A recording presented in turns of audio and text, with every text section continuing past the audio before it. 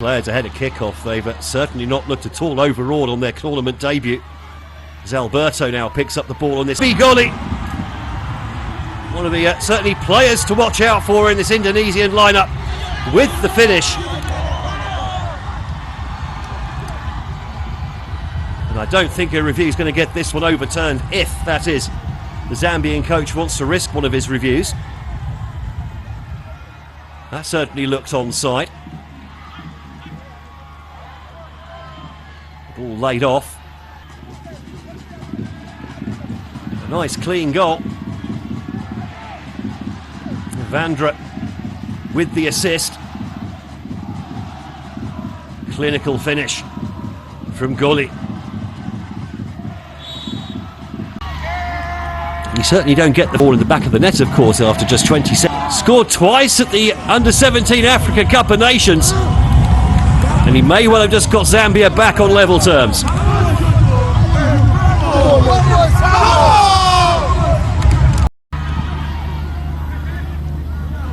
Two minutes, player. It's an unusual celebration, to say the least. It all came here. Ball given away. And just pouncing on it. Kalamina with the pass.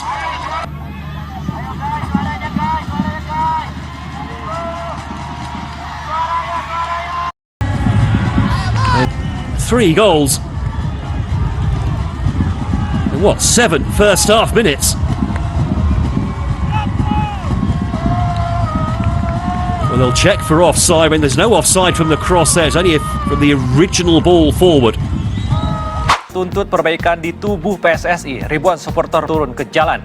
Bonek menilai pengurus PSSI tidak serius mengurus sepak bola Indonesia. Hari ini kurang lebih sakit hati kita sama. Karena itu, kalau pelatih timnas saja harus out, maka kalau perusahaan ini sampai nanti tidak punya komitmen apa-apa, tidak mengindahkan apa yang menjadi kesepakatan kita bersama. Indonesia harus masuk Piala Dunia. Itu tekad kita. Sepak bola sudah menjadi suatu lambang daripada harga diri sebuah bangsa modern. Salah siapa? Ya nggak salah-salahan. Salahnya kita semua. Siapa suruh mimpinya Piala Dunia?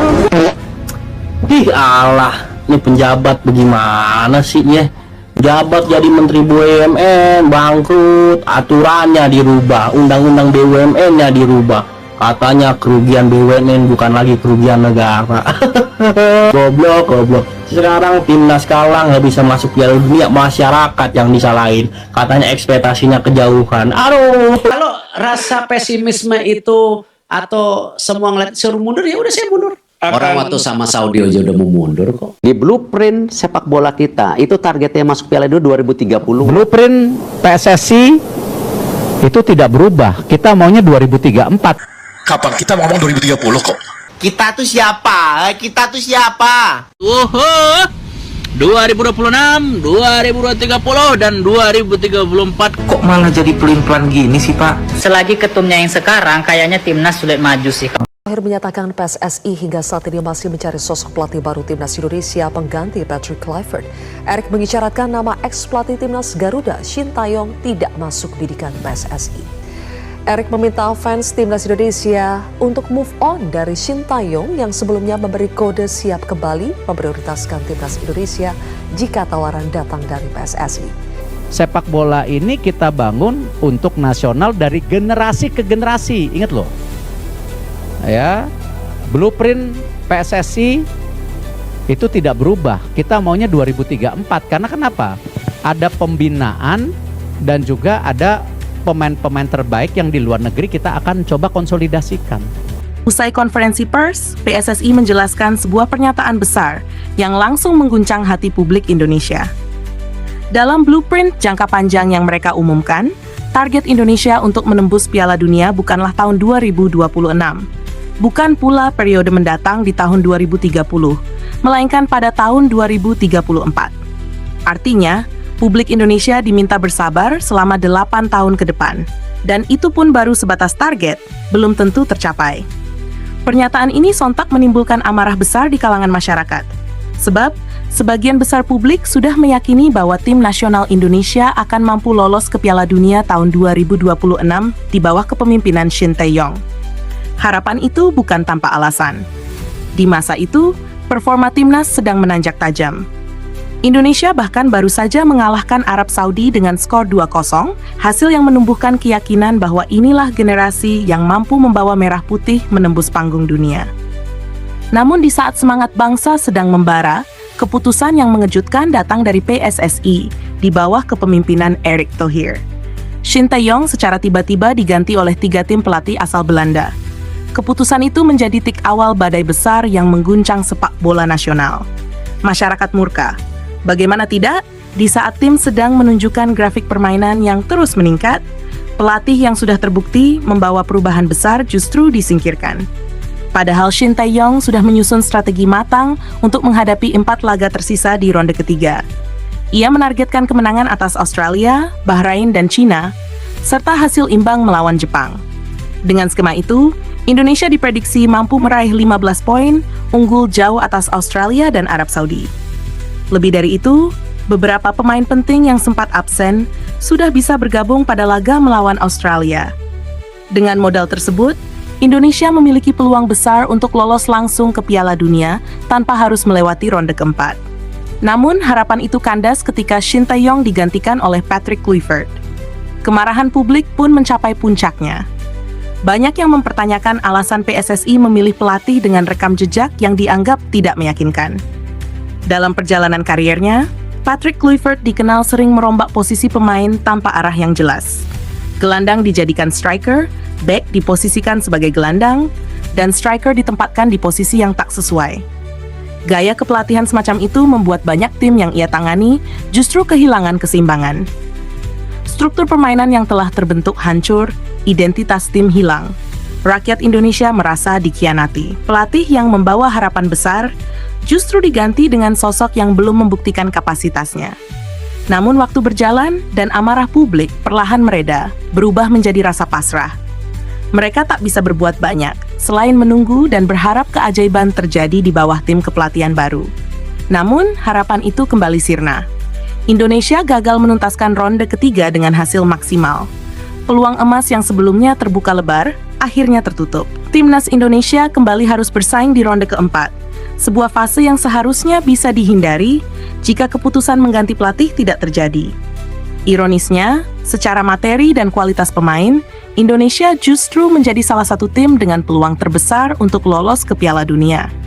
Deretan pemain yang berkarier di Eropa membuat kekuatan Indonesia sejajar bahkan melampaui beberapa negara besar di Asia. Tapi peluang emas itu dikubur hidup-hidup oleh tim kepelatihan yang disebut sebagai tim pelatih terbaik dalam sejarah Timnas Indonesia. Publik pun semakin murka. Kegagalan itu membuat rakyat Indonesia menilai PSSI telah merusak kesempatan terbesar bangsa ini untuk tampil di Piala Dunia. Setelah kegagalan itu, Patrick Kluivert akhirnya dipecat. Bukan semata karena performa buruk, melainkan karena kemarahan publik yang tak terbendung lagi. Setelah pemecatan itu, PSSI kembali mencari sosok pelatih baru. Publik ramai-ramai menyerukan agar Shin Tae-yong dipanggil kembali. Namun, pernyataan Erick Thohir justru membuat luka lama kembali menganga. Kita harus melupakan Shin Tae-yong, ujarnya. Kalimat itu bagai pisau yang menorehkan perih di hati publik. Artinya Shin Tae-yong tidak akan kembali menangani timnas Indonesia. Publik semakin marah. Mereka menuntut Erick Thohir menepati janjinya sendiri. Janji yang pernah ia ucapkan bahwa jika publik meminta dirinya mundur, ia akan bersedia mundur dari jabatan ketua PSSI.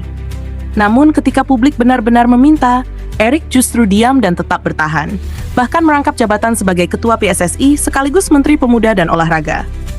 Rakyat kecewa. Mereka menilai PSSI kehilangan arah dan tidak lagi berpihak pada semangat rakyat. Keputusan-keputusan penting lebih didorong oleh ego pribadi daripada logika dan kepentingan nasional. Luka publik semakin dalam ketika PSSI kembali menyampaikan bahwa target Indonesia lolos ke Piala Dunia bukan tahun 2030, melainkan 2034. Pernyataan ini dianggap sebagai bentuk ketidakseriusan dan kemunduran visi.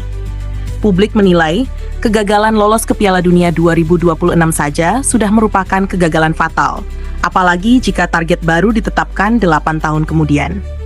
Masyarakat mempertanyakan untuk apa Indonesia memiliki pemain-pemain yang berkarir di Eropa, seperti Jay Itzes, Tom Hay, dan Calvin Verdonk, jika tidak dimanfaatkan untuk target jangka pendek yang realistis. 8 tahun ke depan, usia mereka sudah memasuki 30 hingga 40 tahun.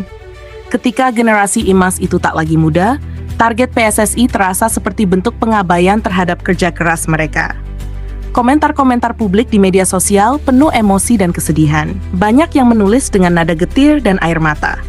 Seorang warganet menulis, "Saya sangat mencintai timnas Indonesia. Sejak kecil, saya tidak pernah membayangkan Indonesia bisa tampil di Piala Dunia. Di usia saya yang ke-72 tahun, saya ingin sekali melihat Indonesia tampil di panggung dunia. Setelah itu, saya bisa meninggal dengan damai." Yang lain menulis, "Setidaknya dalam hidupku, aku ingin melihat bendera merah putih berkibar di Piala Dunia. Tapi sayang, usiaku sudah 75 tahun. Semoga Indonesia lolos di tahun 2026. Namun kini, harapan itu seakan dikubur dalam-dalam. Mimpi para kakek, nenek, dan anak-anak bangsa yang tumbuh dengan cinta pada tim nasional seolah lenyap begitu saja, tergantikan oleh sebuah target kosong yang entah kapan bisa diwujudkan. Inilah kisah menyayat hati sebuah bangsa yang begitu mencintai tim nasionalnya. Rakyat Indonesia bukan hanya ingin kemenangan, mereka ingin kebanggaan.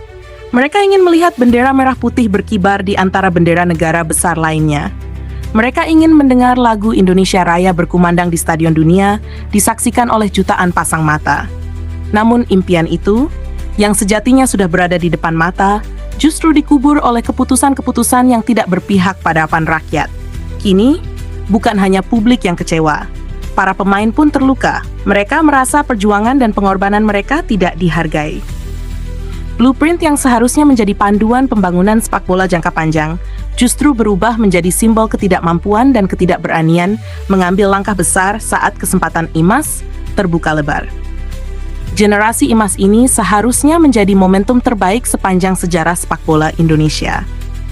Dengan kualitas pemain yang berkiprah di Eropa, dengan semangat dan dukungan publik yang luar biasa, Indonesia memiliki segala yang dibutuhkan untuk menembus Piala Dunia. Tapi semuanya runtuh hanya karena kesalahan dalam mengambil keputusan. Kini publik tak lagi berbicara tentang strategi atau formasi. Mereka berbicara tentang hati, tentang bagaimana cinta mereka pada tim nasional telah berulang kali dikhianati oleh kebijakan yang tak berpihak pada harapan rakyat. PSSI seharusnya menyadari bahwa sepak bola bukan sekadar permainan 11 lawan 11. Ia adalah cermin dari harga diri bangsa, simbol kebanggaan rakyat, dan alat pemersatu jutaan hati yang merindukan satu hal sederhana, melihat merah putih di Piala Dunia. Tapi kini, rakyat diminta menunggu 8 tahun lagi. 8 tahun yang terasa terlalu lama bagi mereka yang sudah menunggu seumur hidup. 8 tahun yang mungkin tidak akan pernah mereka saksikan, karena usia tak lagi muda. Mereka bukan menuntut mustahil, mereka hanya ingin melihat buah dari cinta mereka pada negeri ini. Namun sayang, cinta itu kembali diuji oleh keputusan yang membuat jutaan hati patah. Begitulah kenyataan pahit yang kini dirasakan oleh bangsa Indonesia.